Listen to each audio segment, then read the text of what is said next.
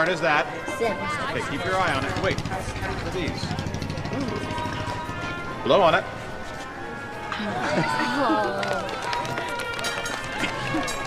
Hello and welcome to Disneyland's 50th anniversary celebration.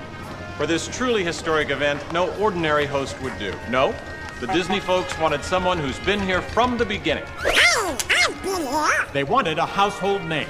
I'm a household name. A name that means family entertainment. That's me. I'll do it. Donald, calm down.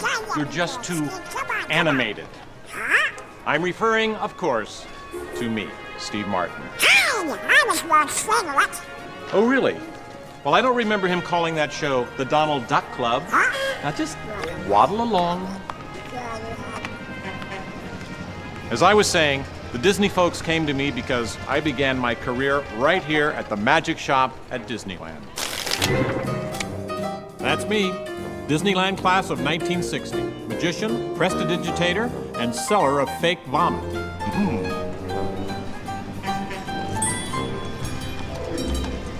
So young Steve Martin starts performing magic here, and lo and behold, they start calling the place the Magic Kingdom. Coincidence? I don't think so. But right now, I'd like to introduce you to the man who started it all, Walt Disney. Walt, tell us how it all began. Well, it came about when my daughters were very young, and Saturday was always Daddy's Day with the two daughters. Mm-hmm.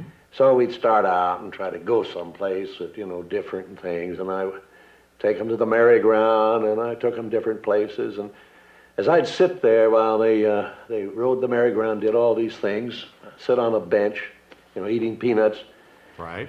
I felt that there should be something built, some kind of an amusement enterprise built where that the parents and the children could have fun together. It's a great idea.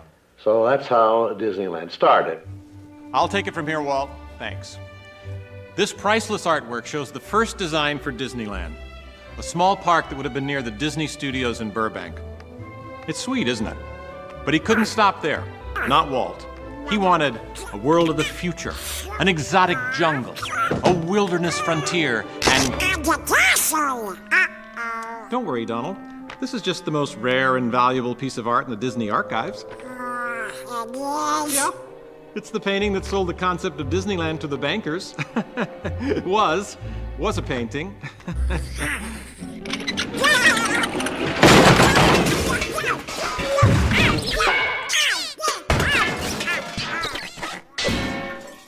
Then Walt heard about an orange grove in Anaheim for sale, an hour away from any major city at the end of a dirt road. Talk about impossible dreams. If I could take you back in time... Wait a minute. What am I saying? I'm a magician.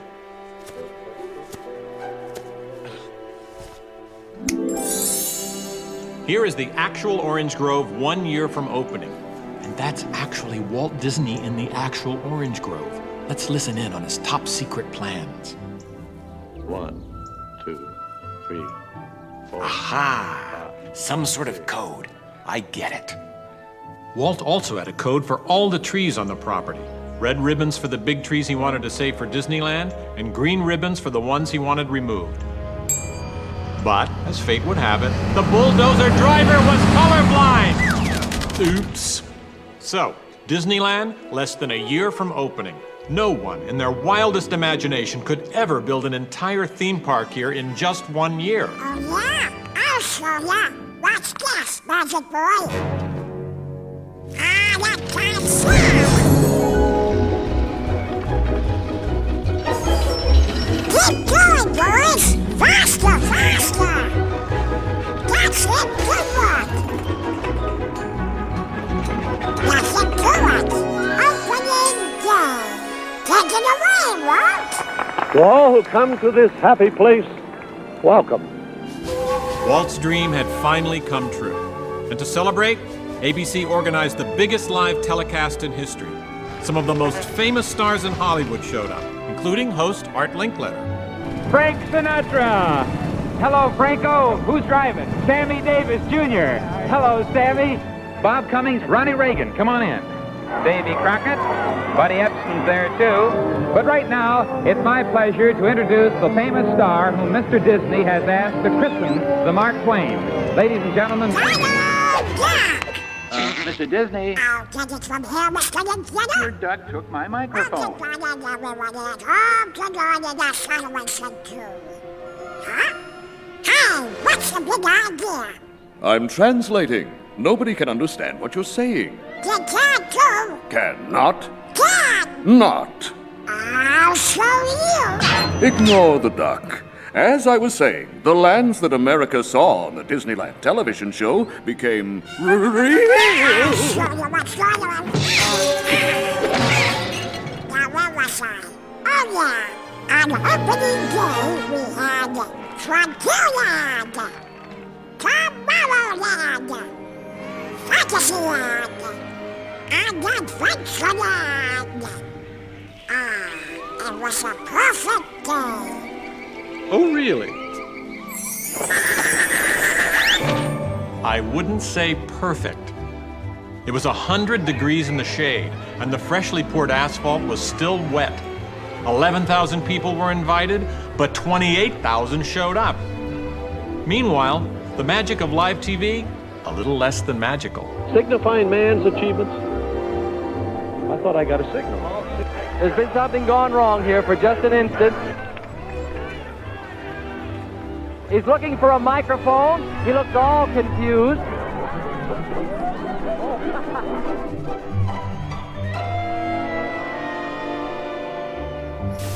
Newspapers predicted the worst for Walt and his park, but only 90 days later, the 1 millionth guest walked through the gate.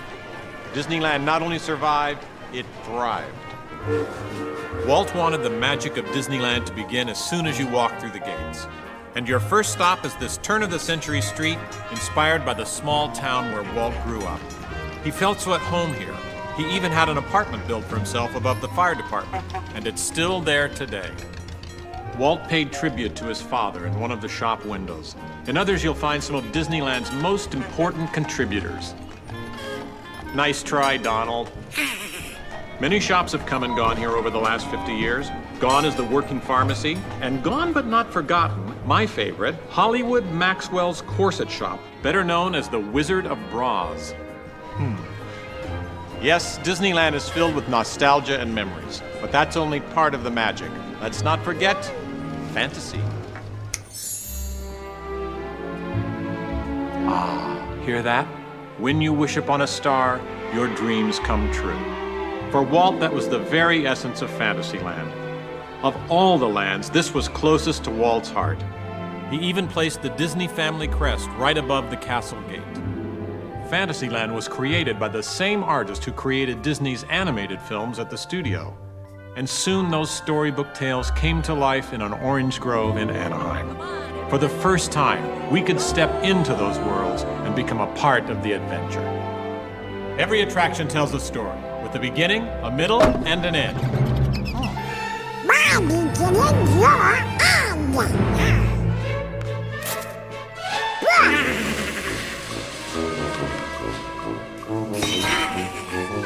And sometimes a story has a surprise ending. I feel bad. In Adventureland and New Orleans Square, surprises happen all the time. In fact, Disneyland is the only place I can think of where you can be attacked by pirates, frightened by ghosts, and nearly crushed by a giant boulder, while keeping your arms, legs, and feet inside the vehicle at all times.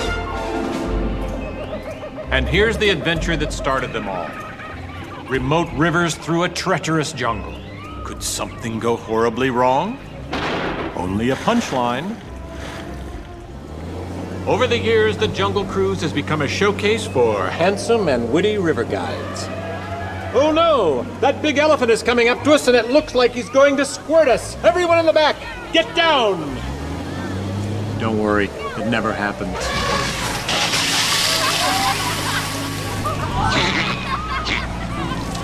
It was the duck, right?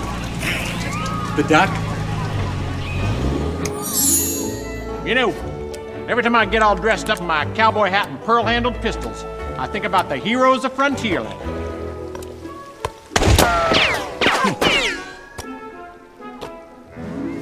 You see, Walt believed it was important to pay tribute to the pioneers who blazed a trail across frontier America.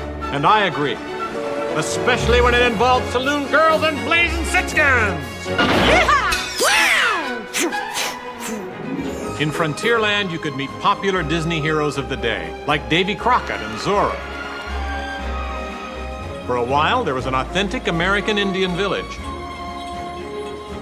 And in the little mining town called Rainbow Ridge, you could board a mine train or pack mule to explore nature's wonderland.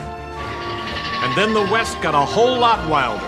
Big Thunder Mountain Railroad was a thrilling addition to Disneyland's growing mountain range. The first peak was the Matterhorn, one of Disneyland's first e-ticket attractions. But the most out-of-this-world mountain of them all is right here in Tomorrowland. When Disneyland first opened, Tomorrowland gave us a preview of the amazing, futuristic world of 1986. Okay, so the 1980s didn't turn out that way. But Tomorrowland is really about imagining the possibilities of the future. So we got to go to the moon before real astronauts did. Hello. Welcome to the moon. As you can see, it isn't easy to work in these spacesuits, but this faceplate is all there is between me and an absolute vacuum. We got to travel through the mighty microscope on atom-mobiles, beyond the realm of normal magnification. Oculoscope scanning, signal modulation positive. Can this be the threshold of inner space? We even traveled through liquid space on submarines. And no, you're not hallucinating. There were real live mermaids in the submarine lagoon for a while. But the only problem was, real live young men kept trying to swim out to them.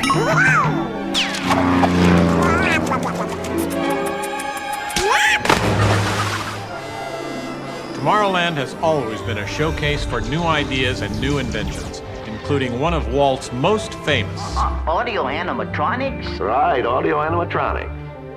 And this technology wasn't just for the birds.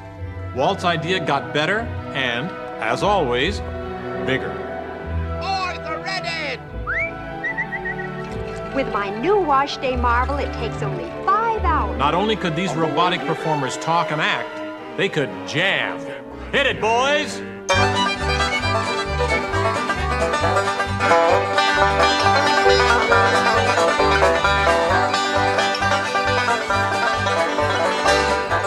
Yes, Disneyland has had thousands of great entertainers over the years, and not all of them have had servos and circuit boards.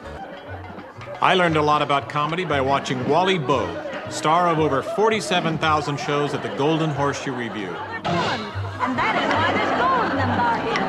And he was only one of the great homegrown acts that brought their unique magic to Disneyland over the years.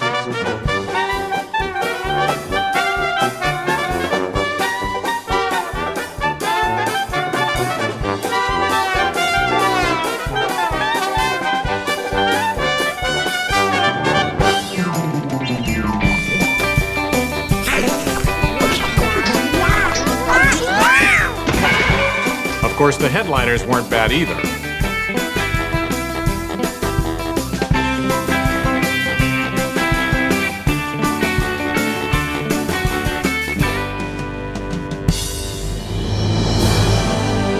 For a lot of us, Disneyland's best magic trick happens every day at dusk, when all the lights come on and the Magic Kingdom is transformed before our very eyes.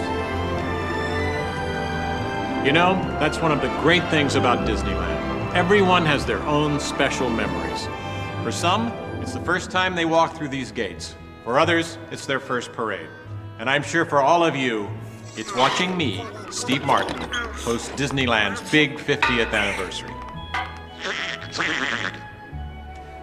But while shows and attractions are all great, I think for most people, the real magic of Disneyland is right here. It's you, Donald. Yes, it's you and Mickey and all the rest of the gang who always make us feel like old friends. Oh.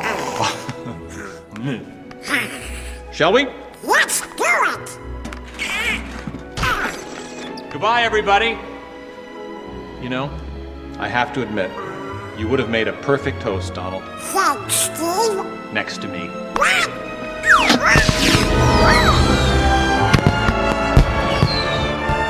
To all who come to this happy place, welcome. Disneyland is your land. Here age relives fond memories of the past, and here youth may savor the challenge and promise of the future.